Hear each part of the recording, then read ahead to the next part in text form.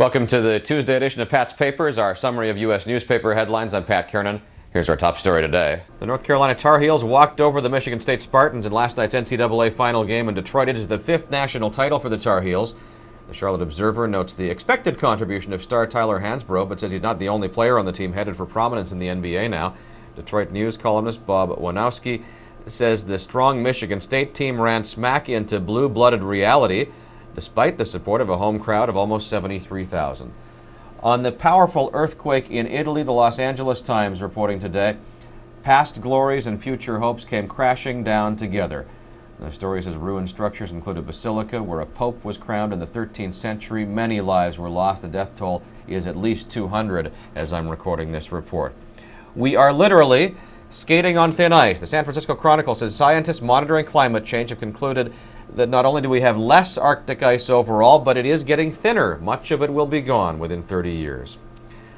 I just can't see myself being comfortable in traffic in this new Segway car. It's a two-seat vehicle, a joint venture between General Motors and Segway. Pictures in many papers this morning, including the Detroit News. The car, if we can call it that, is being shown off in New York ahead of the International Auto Show.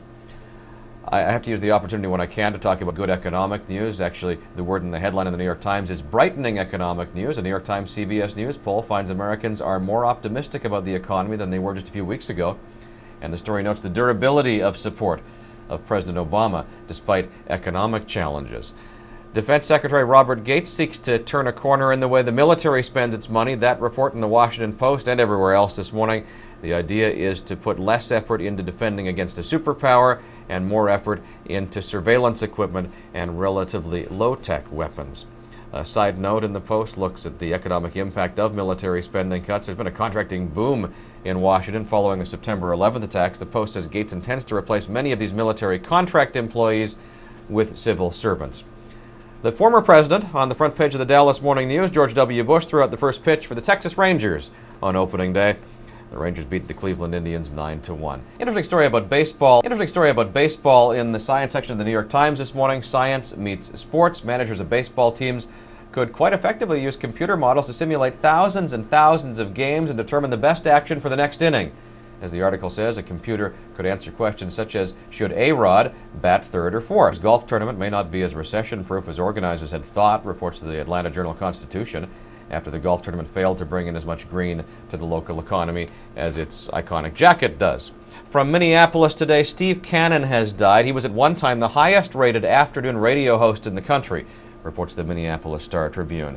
After the U.S. Airways emergency landing in the Hudson River in January, USA Today looking at bird strike statistics. The paper says these incidents have risen dramatically, up 62% from levels in the 1990s.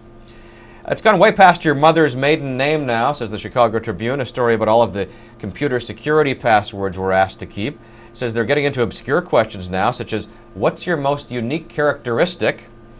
And what's your most memorable gift as a child? Let's hope you can remember the answer you come up with when you're asked to recall it later.